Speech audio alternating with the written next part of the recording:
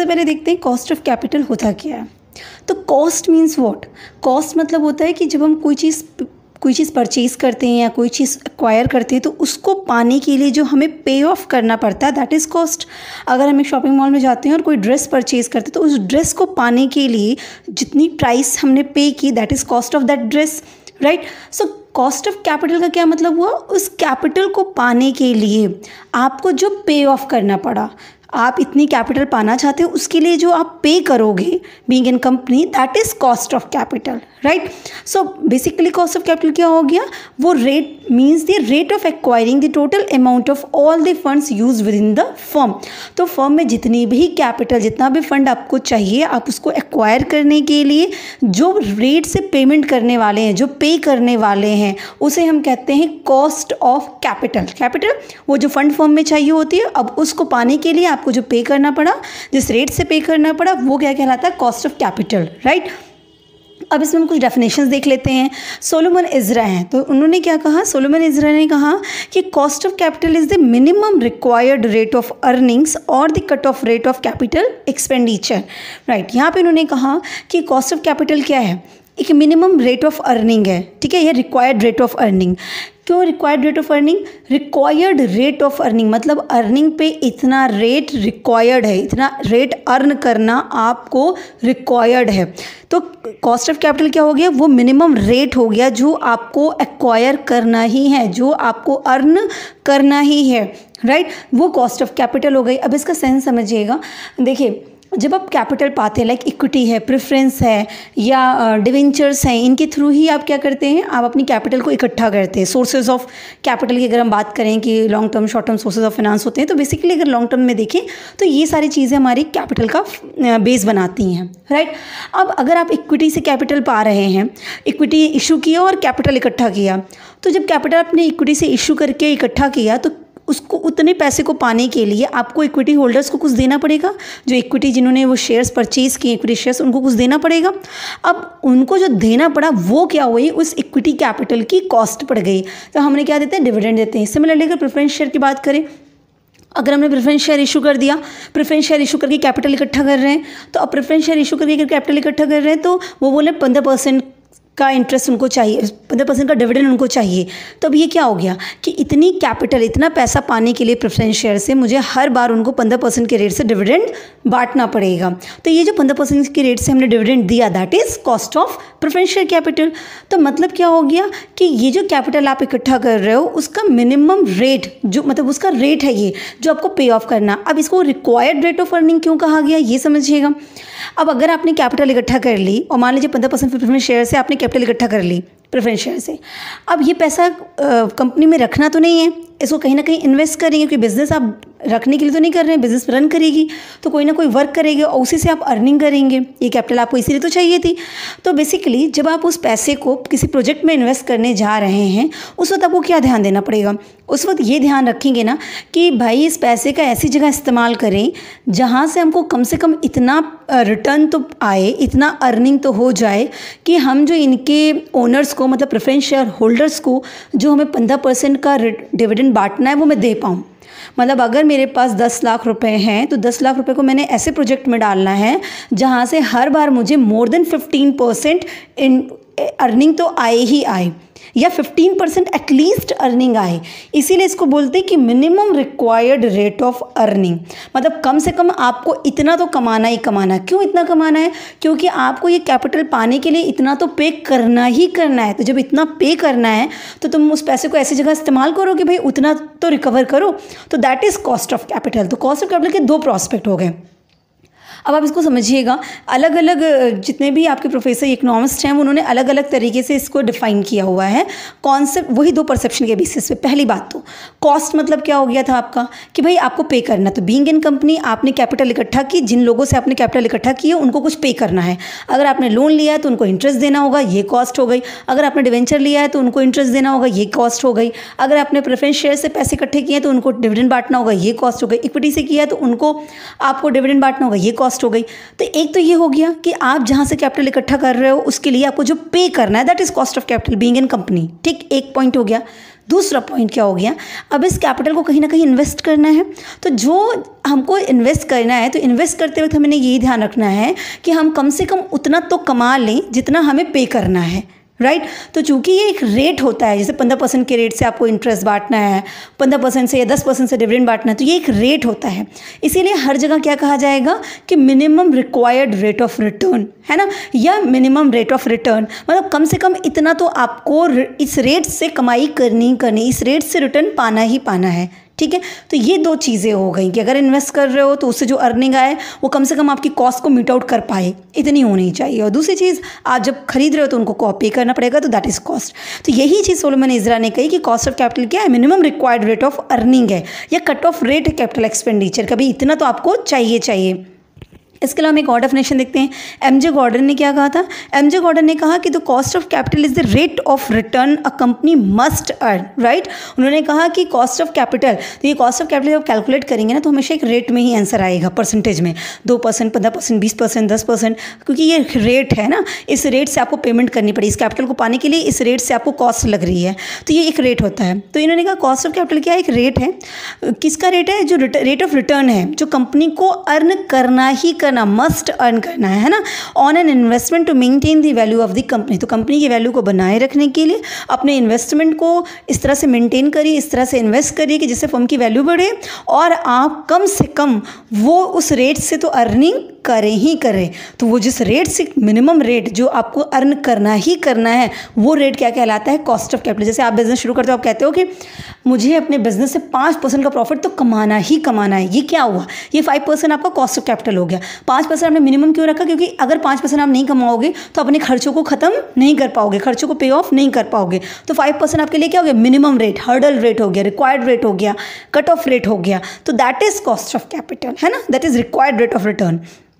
I hope आपको cost of capital की meaning पता चल गई होगी, क्योंकि एक बार अगर ये क्लियर हो गया ना तो आप सारी चीज़ों को बहुत अच्छे से फ्रेम कर पाएंगे। इवन सारे फॉर्मूले आपको इसी वजह से याद हो जाएंगे, क्योंकि आप कॉस्ट समझ पाओगे, ठीक है। तो अब हम देखते हैं importance of cost of capital क्या होता है। तो importance to capital budgeting decision, cost of capital आपके लिए, देखिए कॉस्ट ऑफ कैपिटल हो, कैपिटल बस्टिंग हो, कैपिटल स्ट्रक्चर, ये सब क्या है, फाइनेंशियल मैनेजर के डिसीजंस हैं। 3 डिसीजन होते हैं ना, इन्वेस्टमेंट, डिविडेंड और फाइनेंस डिसीजन, तो ये सब डिसीजन के पार्ट हैं। तो कैपिटल बस्टिंग डिसीजंस के लिए कॉस्ट ऑफ कैपिटल बहुत इंपॉर्टेंट है। क्यों इंपॉर्टेंट, तो कैपिटल बस्टिंग में आप क्या करते हो, आप ऐसे प्रोजेक्ट में इन्वेस्ट करते हो, आपके सामने बहुत सारे अल्टरनेटिव ऑप्शंस होते हैं प्रोजेक्ट के, तो आपको एक ऐसे प्रोजेक्ट में इन्वेस्टमेंट करनी होती है जो प्रोजेक्ट आपको पॉजिटिव एनपीवी दे रहा हो, या अच्छी मैक्सिमम आईआरआर दे रहा हो, अच्छा आईआरआर दे रहा हो, इंटरनल रेट ऑफ रिटर्न दे रहा हो। आपको ऐसे प्रोजेक्ट में इन्वेस्टमेंट करना होता है। इसका मतलब क्या हुआ, इसका मतलब हुआ कि एक ऐसे प्रोजेक्ट में पैसा डालिए जिस प्रोजेक्ट से आप बहुत ज़्यादा रिटर्न कमाएंगे, है ना, जितनी आपके पैसे लग रहे हैं उससे कहीं गुना ज़्यादा जब आप पैसे कमाते हो तो आपको ऐसे प्रोजेक्ट में इन्वेस्टमेंट करना है। अगर आप ऐसे प्रोजेक्ट में इन्वेस्टमेंट करोगे तो वैल्यू ऑफ द फर्म बढ़ेगी, है ना। तो यही कैपिटल बस्टिंग डिसीजन है, आपको यही डिसाइड करना है कि कौन सा प्रोजेक्ट आप इन्वेस्ट करो। तो कॉस्ट ऑफ कैपिटल कैसे आपको हेल्प करने वाला है, कॉस्ट ऑफ कैपिटल आपको मिनिमम रेट बता देने वाला है कि आपको कम से कम इतना तो कमाना है। तो अब जब प्रोजेक्ट में आप इन्वेस्टमेंट करने जा रहे हैं, आप प्रोजेक्ट को चूज़ कर रहे हैं, सेलेक्ट कर रहे हैं, तो उस केस में आपको सिलेक्शन के लिए ईजी हो जाएगा कि भाई 15 जो प्रोजेक्ट हमें, मान लीजिए हमने कॉस्ट ऑफ कैपिटल 15% आई हुई है, तो अब जो प्रोजेक्ट हमें 15% से ज़्यादा का रिटर्न दे रही है, हमें उसी प्रोजेक्ट में इन्वेस्टमेंट करना है। तो कॉस्ट ऑफ कैपिटल आपको कैपिटल बस्टिंग डिसीजन के लिए हेल्पफुल होती है कि भाई किस प्रोजेक्ट में इन्वेस्टमेंट की जाए। ऑब्वियस सी बात है, जहाँ की मिनिमम कॉस्ट होगी वहीं आप इन्वेस्ट करेंगे। Similarly importance in structure of decision, अब यहाँ स्ट्रक्चर ऑफ डिसीजन का मतलब कैपिटल स्ट्रक्चर से हो गया। तो cost of capital capital structure के डिसीजन में भी आपको हेल्प करती है। कैसे हेल्प करती है, कैपिटल स्ट्रक्चर जो हमने भी थोड़ी सी मीनिंग उसकी देखी हुई है, तो वहाँ पे पहले के वीडियोस में तो आप देखे होंगे। तो कैपिटल स्ट्रक्चर में क्या, आप एक ऑप्टिमम कैपिटल स्ट्रक्चर डिसाइड करते हो कि भाई प्रेफरेंस को कितना रखें, इक्विटी को कितना रखें, डिवेंचर को कितना रखें, किस अपना टोटल कैपिटल जो हमें चाहिए उसमें किसको कितना कितना प्रोपोर्शन में सेट करें, ये हमको कैपिटल स्ट्रक्चर बताता था, राइट। अब कॉस्ट ऑफ कैपिटल आपको क्या करेगा, यहाँ पे हेल्प करेगा कि आप अपने इस स्ट्रक्चर को कैसे डिज़ाइन करिए। बट ऑब्वियस सी बात है, ओवरऑल आपको यही डिसाइड करना है कि मिनिमम कॉस्ट आनी चाहिए। पूरे कैपिटल की कॉस्टिंग कैसे आए, टोटल जब weighted average of cost of capital निकालेंगे, टोटल कॉस्ट ऑफ कैपिटल आप निकालेंगे, तो वो रेट हमेशा मिनिमम होना चाहिए। क्यों ऐसा है, क्योंकि बट ऑब्वियस सी बात है कि ज़्यादा रिटर्न का अगर आप कैपिटल ले लोगे, आप कैपिटल की कॉस्टिंग ज़्यादा की रखोगे, तो उतना वो प्रोजेक्ट भी तो इन्वेस्ट करना है, वो प्रोजेक्ट कहाँ से पाओगे। तो इसी वजह से प्रॉफिट कमाने के लिए ज़रूरी है कि आपकी कैपिटल की जो कॉस्टिंग है वो क्या हो, मिनिमम हो। तो ऑप्टिमम कैपिटल स्ट्रक्चर जब आप डिसाइड कर रहे हो तो वहाँ पे आपने इक्विटी की कॉस्ट कैलकुलेट कर ली, प्रेफरेंस की कॉस्ट कैलकुलेट कर ली, डिवेंचर की कॉस्ट कैलकुलेट कर ली। अब आपको जिसकी कॉस्ट मिनिमम आ रही होगी उसका प्रोपोर्शन बढ़ा दीजिए। तो कैपिटल स्ट्रक्चर डिसीजन को डिसाइड करने के लिए कॉस्ट ऑफ कैपिटल बहुत हेल्पफुल है, क्योंकि वो ऑप्टिमम कैपिटल स्ट्रक्चर डिसाइड कर पाता है। आपको ऑप्टिमम कैपिटल स्ट्रक्चर क्या था, जहाँ पे आपको कॉस्ट ऑफ कैपिटल मिनिमम हो, है ना, तो वो आपको डिसाइड करने में हेल्प करेगा आपका। नेक्स्ट देखते हैं helpful in evaluation of financial performance. तो कॉस्ट ऑफ कैपिटल आपको फाइनेंशियल परफॉर्मेंस को इवैल्यूएट करने में भी हेल्प करता है। कैसे हेल्प करेगा, financial performance in the sense आपने जो प्रोजेक्ट में इन्वेस्टमेंट कर रखा है, आपने जो बिजनेस में डिसीजन ले रखे हैं वो फ्रूटफुल है या नहीं, मतलब आपने सही डिसीजन लिया है कि नहीं, आपने सही प्रोजेक्ट में इन्वेस्टमेंट किया है कि नहीं। तो ये आपका इवैल्यूएशन है, आपने जो काम किया, जो आपकी परफॉर्मेंस रही उसको इवैल्यूएट करने में हेल्प करेगा। तो अब कॉस्ट ऑफ कैपिटल निकल गया, मान लीजिए 12% का कॉस्ट ऑफ कैपिटल निकल गया, तो आपकी उन्होंने प्रॉफिट इवैल्यूएट की, आपने पूरा वर्किंग जो किया, आपने प्रॉफिट देखा, तो देखा प्रॉफिट 14% है, इसका मतलब आपकी फाइनेंशियल परफॉर्मेंस अच्छी है। लेकिन अगर वही उन्होंने देखा कि आपकी जो प्रॉफिट इस बार की आई वो 10% की आई, तो हमने क्या देखा कि भाई कॉस्ट ही 12% की थी कैपिटल की, और आप प्रोजेक्ट में इन्वेस्ट करके जो इस साल कमाई की हो वो 10% की कमाए हो, तो इसका मतलब क्या हुआ, आप सही तरीके से काम नहीं कर पाए, सही जगह इन्वेस्टमेंट आपका नहीं हुआ। तो कॉस्ट ऑफ कैपिटल आपको फाइनेंशियल परफॉर्मेंस को इवैल्यूएट करने में भी हेल्प करता है। नेक्स्ट देखते हैं for deciding about the method of finance. तो ये मेथड ऑफ फाइनेंस को डिसाइड करने में भी हेल्प करता है। अब मेथड ऑफ फाइनेंस का क्या मतलब हो गया यहाँ पे, जैसे कि आपका बिजनेस रन कर रहा है, राइट, अब आपको एडिशनल फंड की रिक्वायरमेंट है, तो अब कौन से मेथड ऑफ फाइनेंस से आप उसको अडॉप्ट करो, मींस आप इक्विटी को लेके आओ, प्रेफरेंस को लेके आओ, शॉर्ट टर्म लॉन्ग टर्म, मतलब जो भी सोर्सेज हैं, आप एडिशनल कैपिटल की जो रिक्वायरमेंट आपको आई है वो किससे मीट आउट करोगे। तो इसमें भी कॉस्ट ऑफ कैपिटल आपको हेल्प करेगा, बट ऑब्वियसली बात है हम वो चूज़ करना चाहेंगे जिसकी कॉस्टिंग क्या हो, मिनिमम हो, है ना, और जिसको हम पे ऑफ कर पाएँ। तो ये इसलिए भी कॉस्ट ऑफ कैपिटल आपको हेल्प करता है कि अब आगे अगर एडिशनल फंड चाहिए तो कहाँ से आप रेज करिए। तो बाकी कंडीशंस को ध्यान में रखते हुए कॉस्ट ऑफ कैपिटल उसको हेल्प करता है, राइट। नेक्स्ट क्या है, फॉर टेकिंग फाइनेंशियल डिसीजंस। और इसके अलावा जैसे कैपिटल बस्टिंग, मतलब किस प्रोजेक्ट में इन्वेस्टमेंट करना है, ऑप्टिमम कैपिटल स्ट्रक्चर डिसाइड करना, फाइनेंशियल परफॉर्मेंस को इवैल्यूएट, इसके अलावा भी बहुत सारे फाइनेंस डिसीजन होते हैं जिसमें आपको कॉस्ट ऑफ कैपिटल हेल्प करने वाला है, लाइक डिविडेंड डिसीजन। तो डिविडेंड डिसीजन में क्या होता है कि आपको डिसाइड करना होता है कि भाई डिविडेंड डिक्लेयर किया जाए या ना किया जाए। डिविडेंड डिक्लेयर किया जाए तो कितना डिक्लेयर जाए, सारा प्रॉफिट डिविडेंड डिक्लेयर कर दिया जाए, कुछ प्रोपोर्शन डिविडेंड डिक्लेयर किया जाए, और उसका आप फर्म की वैल्यू से रिलेशन और इम्पैक्ट देखते हैं। तो जब आप ये डिसीजन लेने जा रहे थे ना, तो उस वक्त भी कॉस्ट ऑफ कैपिटल आपकी बहुत हेल्प करता है। साथ ही वर्किंग कैपिटल डिसीजन है तो वहाँ पे भी आपको कॉस्ट ऑफ कैपिटल हेल्प करता है। तो जितना इसके अलावा जो हमने बताया, इसके अलावा बहुत सारे फाइनेंशियल डिसीजंस होते हैं जहाँ पे कॉस्ट ऑफ कैपिटल आपकी हेल्प करता है। तो आई होप आपको इंपॉर्टेंस क्लियर होगा कि कॉस्ट ऑफ कैपिटल रिक्वायर्ड क्यों है, क्यों ज़रूरी है, नीड इसी वजह से है इनकी, राइट। अब हम बात करते हैं कि कैसे कैलकुलेट करेंगे। ठीक है, मुझे ये तो समझ में आ गया कि ये ज़रूरी है, इसका मतलब क्या होता है, पर अब हम कैसे कैलकुलेट करें कि डिवेंचर से अगर हम पैसे रेज करना चाहते हैं तो कितनी कॉस्टिंग इसकी होगी, या इक्विटी से है तो कैसे कितनी कॉस्ट का है, तो ये कंप्यूटेशन कैसे होगा। कई बार एग्जाम में आपसे सिर्फ यही पूछता है कि कॉस्ट ऑफ कैपिटल को कैलकुलेट करने के मेथड्स बताइए। तो ये आपको ये तरीके बताने होंगे, ठीक है, वहाँ न्यूमेरिकल नहीं होगा फिर, लेकिन सिर्फ आपको ये पूरे फॉर्मूले, पूरे मेथड्स आपको एक्सप्लेन करने होंगे। तो यहाँ पे हम आपको बेसिक्स से स्टार्ट कर दे रहे हैं, फिर हम एक एक करके न्यूमेरिकल सॉल्व करते रहेंगे। तो computation of cost of capital कैसे होता है, दो इंपॉर्टेंट पार्ट्स हैं। अगर कॉस्ट ऑफ कैपिटल कैलकुलेट करना है तो उसको पहले दो पार्ट में हम डिवाइड करते हैं। पहला क्या होता है हमारा, computation of cost of specific source of finance. Specific source of finance का मतलब क्या हो गया, इसी को बोलते हैं मेजरमेंट ऑफ स्पेसिफिक कॉस्ट। कि सबसे पहले तो एक काम करिए कि आपको टोटल कैपिटल जो आप ले रहे हो उसके लिए कौन कौन सा सोर्स डिसाइड कर रहे हो, पहले हर एक सोर्स का इंडिविजुअल कॉस्ट कैलकुलेट करिए। फॉर एग्जाम्पल कि अगर मुझे टोटल कैपिटल 100 करोड़ की चाहिए थी, वो 100 करोड़ में मैंने आपका डिवेंचर रखा, इक्विटी रखा, प्रेफरेंस रखा, है ना, रिटेन्ड अर्निंग रखा, ये चार चीज़ें मैंने रख दी, equity, preference, debenture, retained earning. तो सबसे पहले हमें क्या करना होगा, स्पेसिफिक मेजरमेंट कॉस्ट क्या कहता है कि सबसे पहले आप डिवेंचर की कॉस्ट अलग से कैलकुलेट कर लो, इक्विटी को पाने के लिए क्या पे करना है उसकी कॉस्ट कैलकुलेट कर लो, प्रेफरेंस को पाने के लिए कितना पे करना है उसकी कॉस्ट कैलकुलेट कर लो, और रिटेन्ड अर्निंग के लिए आपको क्या कॉस्ट लग रही है, आपकी अपॉर्चुनिटी कॉस्ट वहाँ पे जाती है, वो क्या लग रही है वो कैलकुलेट कर लीजिए। तो आप सभी की कॉस्ट पहले कैलकुलेट कर लीजिए। यही हो गया कि हर एक स्पेसिफिक सोर्स का आप कॉस्ट कैलकुलेट करिए। जब आपकी स्पेसिफिक सोर्स की कॉस्ट कैलकुलेट हो जाती है तब आप क्या करेंगे, कंप्यूटेशन ऑफ ओवरऑल या weighted average cost of capital. तो जब अलग अलग की कॉस्ट आपने कैलकुलेट कर ली, आप टोटल की कॉस्ट कैलकुलेट कर लीजिए।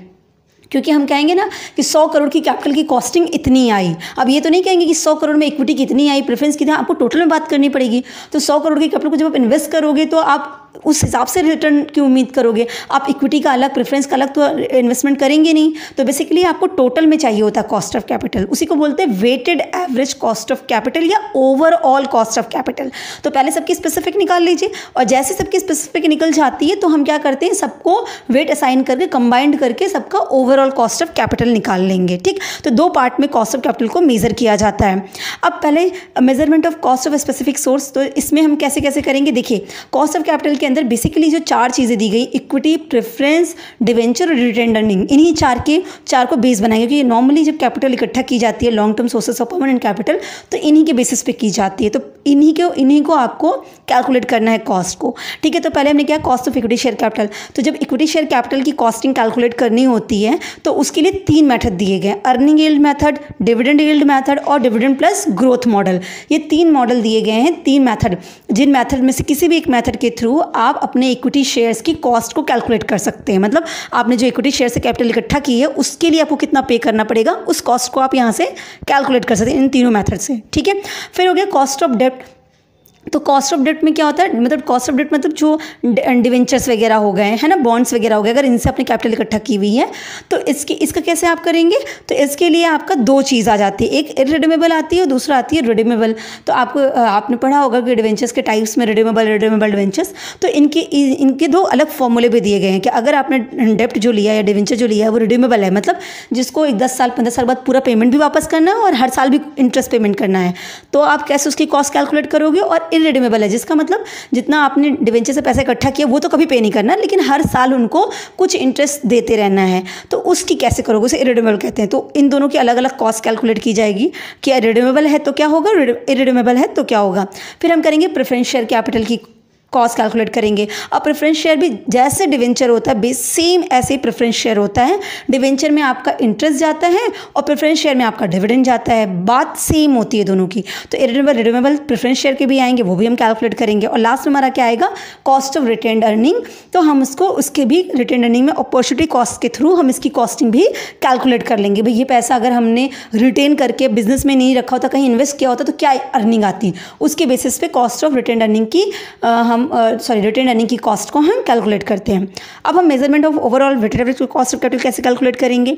तो इसको कैलकुलेट करने का तरीका क्या हुआ, सबसे पहले हमने क्या किया, स्पेसिफिक सोर्स की कॉस्ट कैलकुलेट कर ली, जो भी हमने किया कि कॉस्ट ऑफ डेट मतलब केडी का कितना आया। ठीक है, इसी तरह कॉस्ट ऑफ इक्विटी केई उसका कितना आया, cost of retained earning KR उसका कितना आया, cost of preference share KP कितना आया, सबका अलग अलग कैलकुलेट कर लिया। अब उसके बाद करेंगे असाइंड वेट, सबको वेट देंगे कि भाई 100 करोड़ अगर हमने टोटल कैपिटल मानी थी तो 100 करोड़ में कितना किसका पोर्शन है, कितना किससे लेना है, तो वेट असाइन करेंगे। अब वेट असाइन करने के 3 तरीके हैं, एक तो आपका बुक वैल्यू मेथड, दूसरा मार्केट वैल्यू मेथड और तीसरा मार्जिनल। इन 3 तरीकों से आप वेट को असाइन कर सकते हैं, राइट।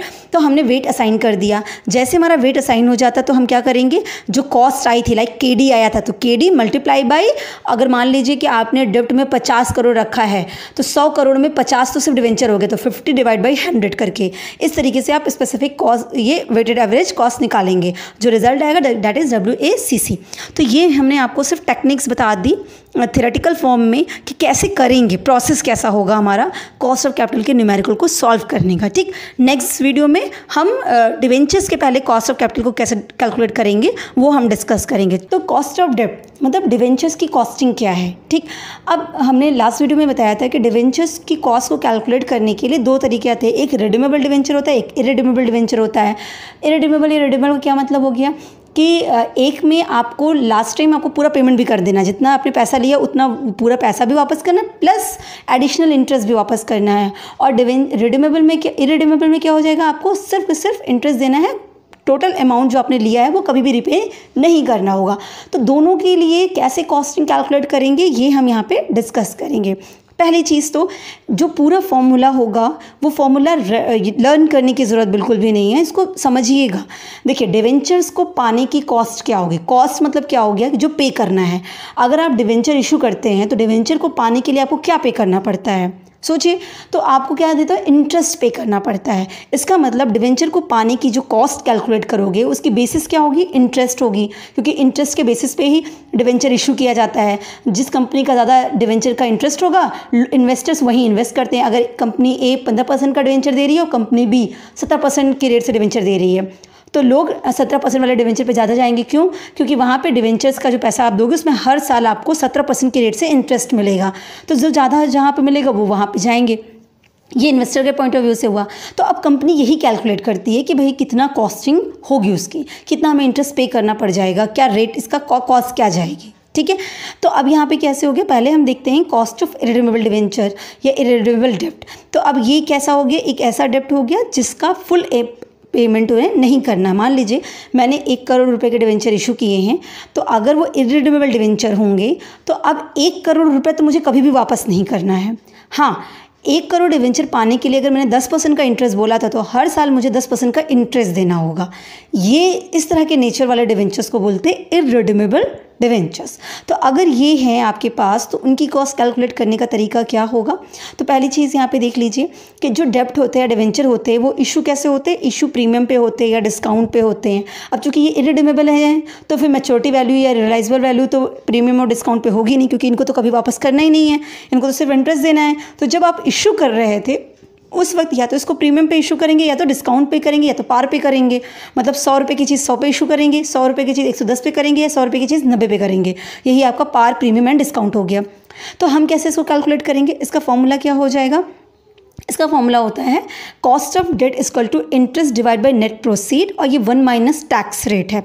ठीक है, ये इसको समझिएगा पहले, ये कोई फॉर्मूला नहीं है, सिर्फ कॉन्सेप्ट है। कॉन्सेप्ट कैसे है, आपको बताना है किसी चीज़ को पाने का खर्चा कितना है।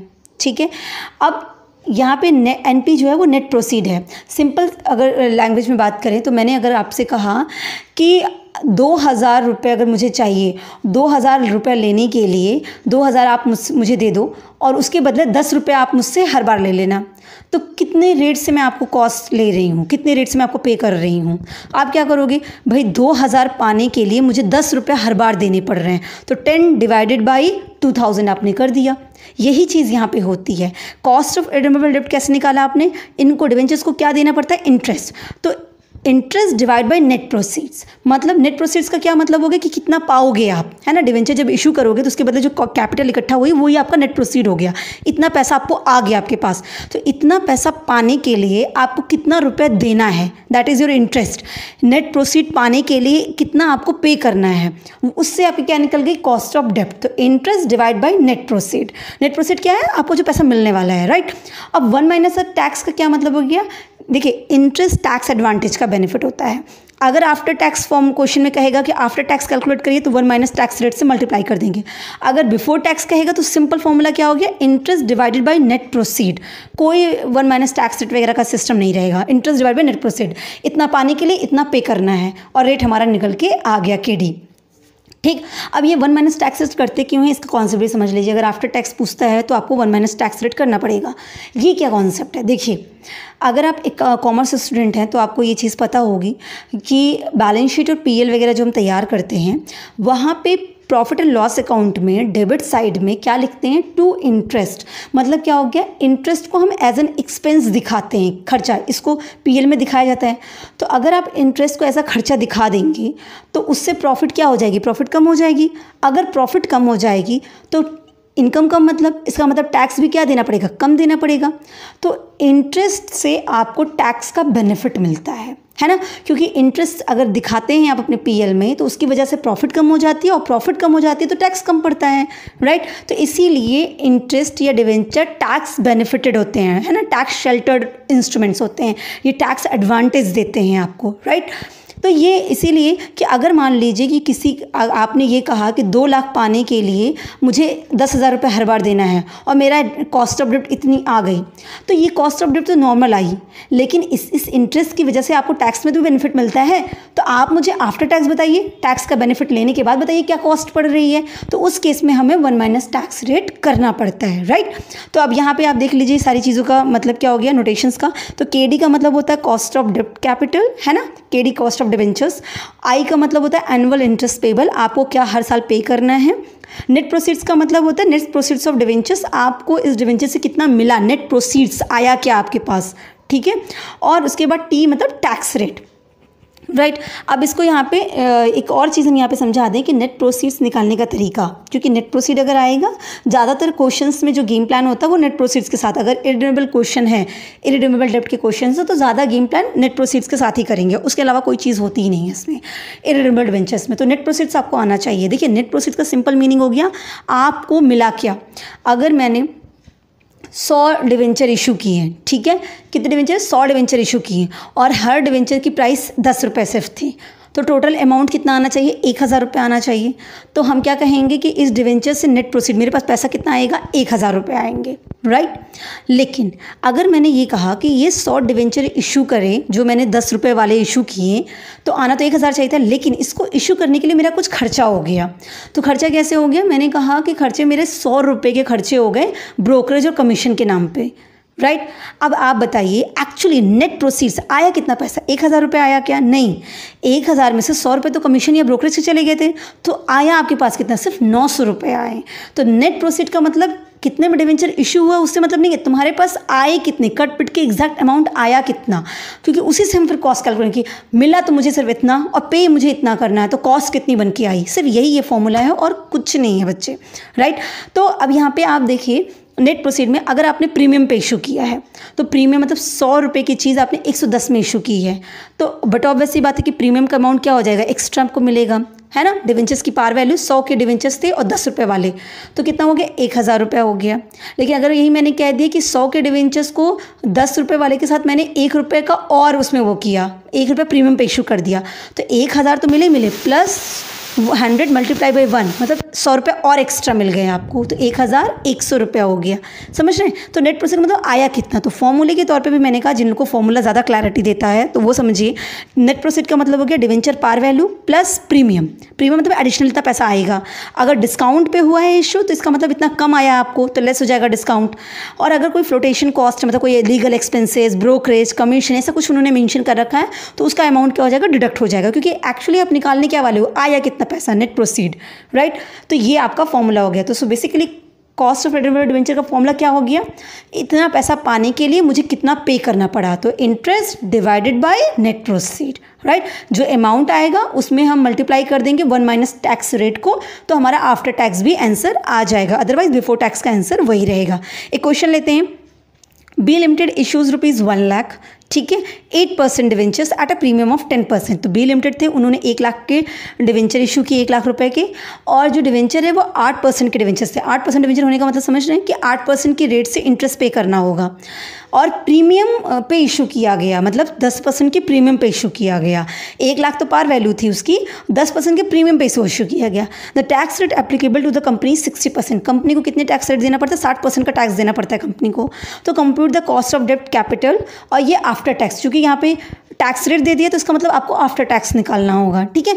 अगर बिफोर टैक्स होता तो इसका कोई मतलब ही नहीं होता फिर तो, ठीक है। अब कैसे करेंगे, यहाँ पे देखिए, पहले तो आप देखिए नेट प्रोसीड कितना आया, तो फेस वैल्यू प्लस प्रीमियम कर देंगे, कोई और खर्चा तो दिया नहीं है, तो पैसा आया कितना होगा, 1 लाख तो पूरे आए होंगे, प्लस जो प्रीमियम पे आपने इशू किया वो प्रीमियम का भी पैसा आया हुआ होगा, तो अमाउंट आपका कितना हो गया, 1 लाख प्लस 1 लाख का 10% 10,000 रुपये हो जाएंगे, और 1,10,000 मतलब आपके पास नेट प्रोसीड पैसा आया कितना। 1 लाख के डिवेंचर्स थे 8% वाले, लेकिन आया आपके पास कितना, 1,10,000। क्यों आया, क्योंकि आपने उसको प्रीमियम पे इशू किया था, इतना एक्स्ट्रा 10,000 के आए, ठीक है। अब आपको क्या करना है, इंटरेस्ट निकालना चाहिए। भाई जाएगा क्या, आया तो 1,10,000, 1,10,000 पाने के लिए आपको हर साल कितना क्या देना है, आपको हर साल 8% डिवेंचर्स देने हैं। याद रखिएगा, जो भी ये इंटरेस्ट निकलता है या डिविडेंड का जो भी इंटरेस्ट या डिविडेंड जो भी होते हैं, मतलब प्रेफरेंस शेयर के केस में और डिवेंचर दोनों के केस में मैं बता रही हूँ, अगर ये 10% का डिवेंचर 10% का प्रेफरेंस शेयर ऐसा कुछ लिखा होता है ना, हमेशा उसकी वैल्यू पार पे कैलकुलेट होती है, चाहे आप डिस्काउंट पे इशू करो, चाहे आप प्रीमियम पे इशू करो, वो आपकी प्रॉब्लम है, आपकी हेडेक है, आपका मार्केट सिचुएशन कैसा था, आपने उस हिसाब से इशू किया। लेकिन डिवेंचर और डिविडेंड, सॉरी इंटरेस्ट और डिविडेंड हमेशा किस पे कैलकुलेट होंगे, पार वैल्यू पे कैलकुलेट होते हैं। भाई एग्जैक्टली बताओ देना कितना है, इतने के थे तो इतना देना है। अब आप मार्केट में कम पाओ ज़्यादा पाओ उससे हमें मतलब नहीं है, राइट। तो इंटरेस्ट जब डिसाइड होता है तो हमेशा किस पे होगा, पार वैल्यू पे। तो 1 लाख का जो इंटरेस्ट का अमाउंट निकलेगा वो कितने पे निकलेगा, 1 लाख पे निकलेगा। तो 1 लाख का 8% कितना हो गया, 8,000। तो अब कैलकुलेट कैसे करेंगे, टैक्स रेट दिया है तो आफ्टर टैक्स करेंगे। तो भाई इसको इंटरप्रेट करिए, 8,000 पाने के लिए, सॉरी 1,10,000 पाने के लिए आपको हर बार 8,000 रुपये देने पड़े। 1 माइनस 0.6 क्या है पहले ये भी समझ लीजिए आप। देखिए 60% का टैक्स है, तो अगर 1 रुपया है तो 1 रुपये में 0.6 तो टैक्स का हो गया, इसका मतलब 0.4 का आपको बस पड़ रहा है। आपको 6 से तो बचत कर दिया ना उसने, 60% की तो बचत करा दिया आपकी इंटरेस्ट की वजह से, इसीलिए 1 माइनस 0.6 हो जाता है।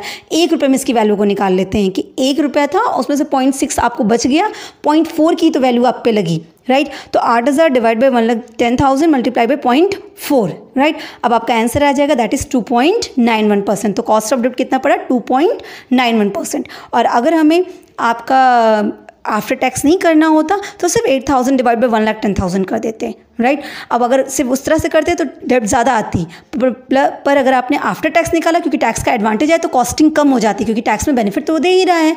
तो इसीलिए आफ्टर टैक्स केस में आपका ये क्या हो जाएगा, कम आएगा, कॉस्ट ऑफ डेब्ट कम आएगी, ठीक है। आप दोनों कैलकुलेट करके देखिएगा, आपको क्लियर होगा, राइट। अब हम इसी तरह बात करते हैं रिडीमेबल डेब्ट की। रिडीमेबल डेब्ट का क्या मतलब हुआ कि रिडीमेबल वैल्यू आपको पूरा अमाउंट भी पे करना है ना।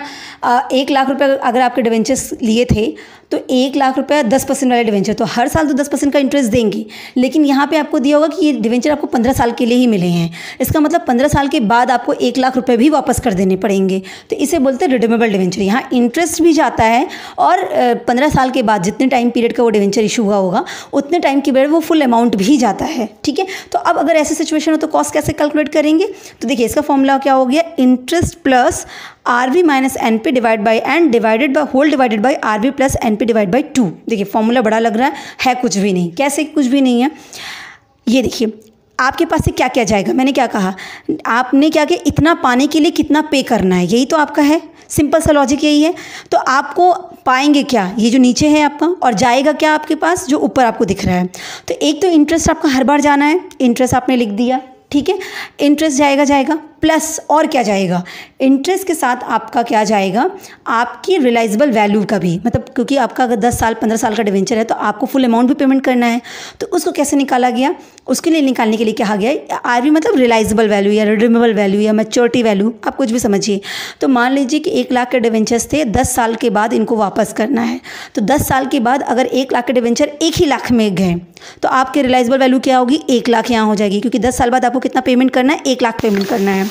माइनस नेट प्रोसीड, भाई पाए थे उसका इन्वेस्टमेंट वगैरह किए तो नेट प्रोसीड जो मिला था उसको माइनस कर दो, डिवाइडेड बाई एन, कितने नंबर ऑफ टाइम के लिए तुमने इस पैसे का इस्तेमाल किया था, डिवाइडेड बाई एन, 10 साल 15 साल कितने टाइम पीरियड के लिए पैसा था वो कर दिया। तो आपके पास से क्या क्या गया, आपके पास से इंटरेस्ट गया प्लस नेट अमाउंट गया, 10 साल का तक का या 15 साल का जो भी वैल्यू उतना नेट और अमाउंट जाएगा आपसे, है ना। अगर मैं बोलूँ कि 1 लाख के डिवेंचर 10% के इंटरेस्ट के थे और 10 साल बाद इसको रिडीम करना है, तो सीधा सीधा अगर बात कहूँ तो क्या ऐसा थोड़ी ना कि 1 लाख रुपया जो आपको आज मिला है और 10 साल बाद फिर 1 लाख रुपया पेमेंट करना है तो पूरा का पूरा पेमेंट हो गया, नहीं, ये थोड़ा कैलकुलेशन गलत हो गया, क्योंकि TVM कैलकुलेट नहीं हुई, बाकी चीज़ें कैलकुलेट नहीं हुई। तो बेसिकली ऐसे नहीं होता है। तो वहाँ पे क्या करते हैं, वहाँ पे ये देखते हैं कि भाई मिला इतना और देना तुम्हें इतना है, तो नेट देखो कितना देना पड़ा आपको एक्स्ट्रा। इस पॉइंट ऑफ व्यू से ये कैलकुलेशन होती है। तो इंटरेस्ट आपके पास से जाएगा प्लस नेट अमाउंट आपके पास से जाएगा, आपको एंड में कितना पेमेंट करना है और आपको इससे मिला कितना था नेट अमाउंट, और डिवाइडेड बाई जितने साल तक के लिए तुमने उस पैसे का रखा था उसको डिवाइड करिए, इतना आपके पास से चला जाएगा। और आपने ऑन एन एवरेज कितने दिन तक ये पैसा इस्तेमाल किया, तो एवरेज यहाँ पे कर देंगे, क्योंकि कभी ज़्यादा कभी कम, तो इसलिए एवरेज कर देते हैं। तो realisable value plus net proceed दोनों को प्लस करके 2 से कर दिया।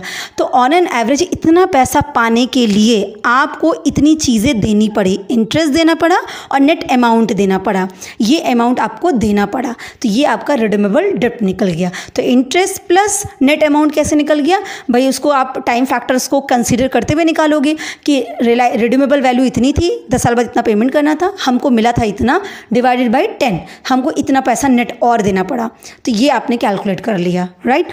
तो यहाँ पे मैंने नोटेशन का बता दिया आपका कि क्या क्या मतलब होता है, ठीक है। अगर हम बोलें कि टैक्स आफ्टर टैक्स निकालना होता तो इसी इंटरेस्ट में 1 माइनस टैक्स कर देंगे तो आफ्टर टैक्स भी निकल जाता है, या फिर सिंपली कैलकुलेट कर लीजिए इसको और जो रेट आएगा उसमें multiply by 1 minus tax rate कर दीजिए, आपका आफ्टर टैक्स का आंसर आ जाता है।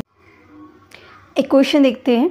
तो क्वेश्चन है, a company issues ₹20 lakh 10% redeemable debenture at a discount of 5%। तो मतलब क्या निकला कि कंपनी थी जिसने 20 लाख रुपए के डिवेंचर इशू किए हैं 10% वाले, और कैसे डिवेंचर से, रिडीमेबल। तो यही हमें पता चल गया कि रिडीमेबल डिवेंचर है, इसका मतलब सेकंड फॉर्मूला लग रहा है, राइट। तो 10%, अब ये क्या हुआ, 10% इसका इंटरेस्ट रेट हुआ। तो 20 लाख के डिवेंचर इशू किए गए 10% के इंटरेस्ट रेट पे, और कितने कैसे, एट अ डिस्काउंट ऑफ ₹5%। तो 20 लाख के डिवेंचर जो इशू किए गए थे वो 5% के डिस्काउंट पे इशू किए गए, राइट। यहाँ से इतनी बातें क्लियर हो गई। अब आगे कह रहा है कि the cost of flotation amount to ₹50,000। Flotation मतलब इसको पानी वगैरह में जो खर्चे हुए थे वो 50,000 रुपये तक के खर्चे हो गए थे। फिर the debenture are redeemable after 8 years. तो 8 साल बाद ये डिवेंचर रिडीमेबल है, इसका मतलब 8 साल बाद इस डिवेंचर को रिडीम करके इसकी वैल्यू पे अप करनी होगी 8 ईयर्स के बाद।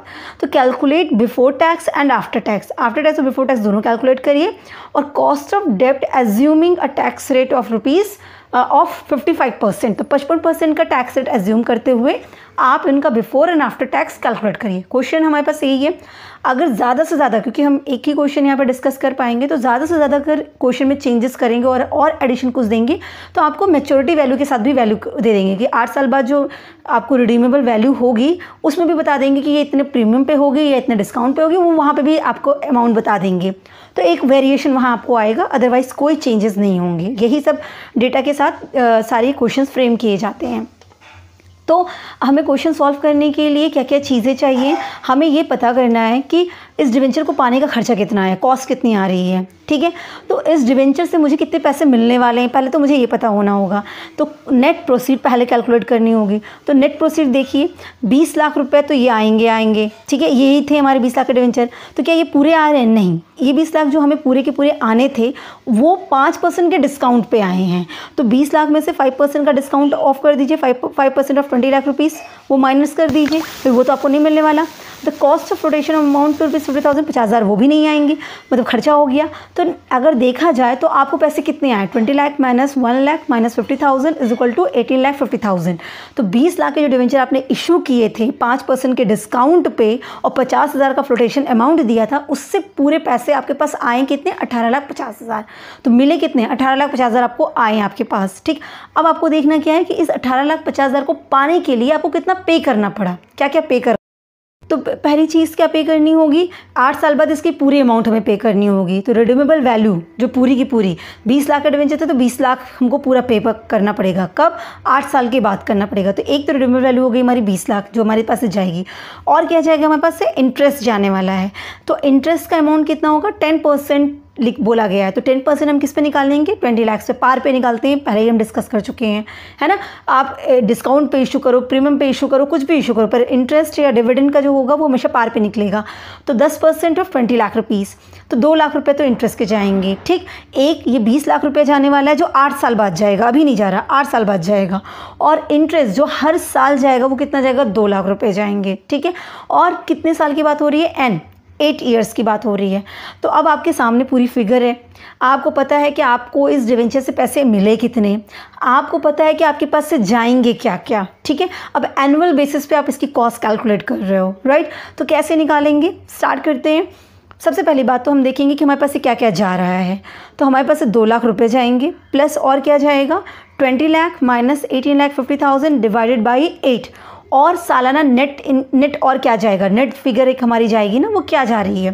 तो 2 लाख तो हमारे पास जाएंगे हर साल, और जो 20 लाख 8वें साल 8th ईयर हमको देना है, और जिससे हमें इस समय पाए थे 18,50,000। तो अगर देखा जाए कि इन 8 सालों में ऑलमोस्ट में से हर दिन कितना गया, क्योंकि आपको जो 8 साल बाद 20 लाख देने हैं वो आप कैसे करोगे, वो थोड़ा थोड़ा करके ही आप उसके लिए कैलकुलेट करते हो ना, तो उस हिसाब से ये माना जाता है कि नेट करके आप एनुअल देख लो इसका फिगर, क्योंकि आप हर चीज़ एनुअली निकाल रहे हो, तो इसी वजह से इसको डिवाइड बाई 8 किया जाता है, जिससे आपको 8 साल की चीज़ हर साल कितनी कितनी जा रही है वो आपको पता चल सके। तो 20 लाख माइनस 18,50,000 डिवाइड बाई 8 आपने कर दिया, ठीक, ये हमारे पास से जाएगा, 2 लाख रुपए वो जाएंगे, और ये जो हमारा 18,750 समथिंग फिगर आएगी, तो 18,750 ये हमारे हमसे हर साल जाएंगे, 2 लाख इंटरेस्ट के नाम पे, और 18,750 किस नाम पे जाएंगे, जो इसकी रिडीमेबल वैल्यू है नेट, उसके बेसिस पे जाएंगे। अब ये सब क्यों जा रहे हैं, क्योंकि हमें मिला कितना, तो ऑन एन एवरेज देखा जाए हमें मिला कितना, 20 लाख जो हम 8वें साल दे रहे हैं वो भी तो हमारा अभी तक इस्तेमाल हो रहा था, 18,500 का एग्जैक्ट जो आया था उसको ऑन एन एवरेज कर लीजिए, तो ऑन एन एवरेज अगर देखा जाए तो ये हमारी फिगर जो है वो हमें मिली, तो इतना पाने के लिए हमने इतना पे किया, तो 2,18,750 हम पे कर रहे हैं 19,25,000 पाने के लिए, राइट, ये फिगर पाने के लिए हमने ये अमाउंट पे ऑफ किया है, ठीक है। अब तो आपका जो कॉस्ट निकल के आई वो कितनी आई, 11.36, इसका मतलब 11.36 आपकी कॉस्ट ऑफ डेब्ट है इस कंडीशन पे, ठीक है। ये क्या निकला आपका, बिफोर टैक्स निकला। बिफोर टैक्स क्यों, क्योंकि हमने कोई टैक्स के एडवांटेज नहीं है, नॉर्मल सिनेरियो की हमने बात की कि भाई इतना पैसा आया, इतना जाएगा, इतना हमने इंटरेस्ट पे कर दिया, इतना हर सालाना हमको रिन्यूअल के नाम पे देने पड़ेंगे, हमें ऑन एन एवरेज इतना पैसा हमने इस्तेमाल किया, यूज़ किया, तो देखा जाए तो मेरी कॉस्टिंग कितनी की पड़ेगी, 11.36। तो जो लास्ट क्वेश्चन में मैंने आपसे कहा था कि बिफोर टैक्स ज़्यादा आता है, आफ्टर टैक्स कम आता है, क्यों, क्योंकि आफ्टर टैक्स में हम टैक्स एडवांटेज ले लेते हैं, इंटरेस्ट का क्या ले लेंगे, एडवांटेज ले लेंगे, तो इसकी वजह से मेरा जो आपका कॉस्ट ऑफ डेब्ट है वो क्या हो जाएगी, कम हो जाएगी। तो कैसे निकालेंगे आफ्टर टैक्स कॉस्ट ऑफ डेब्ट, कैसे निकालते हैं, तो आपका जो कॉस्ट ऑफ डेब्ट आया हुआ है मल्टीप्लाई कर देंगे किससे, 1 माइनस टैक्स रेट से, तो टैक्स जो 55% है, 55% का क्या मतलब है, 100 में 55 है ना, इसको 1 रुपीज़ में करेंगे तो 1 रुपीज़ में क्या हो जाएगा, 0.55 हो जाएगा, तो 1 माइनस 0.55 कर देंगे, तो आपकी कॉस्ट ऑफ डेब्ट आई 11.36 और एडवांटेज आप 55% का ले लेंगे, इसका मतलब अब 11.36 कितना रह जाएगा आपका, 1 माइनस 0.55 लेस करेंगे, जो वैल्यू आएगी उतनी ही रह जाएगी, तो आपका एग्जैक्ट आंसर आ गया 5.11 है। तो एक्चुअली आपका जो कॉस्ट ऑफ डेब्ट पड़ा वो कितना का पड़ा, 5.11% का पड़ा, और नॉर्मली बिना टैक्स एडवांटेज लेते हुए क्या कॉस्टिंग थी, 11.36 की थी।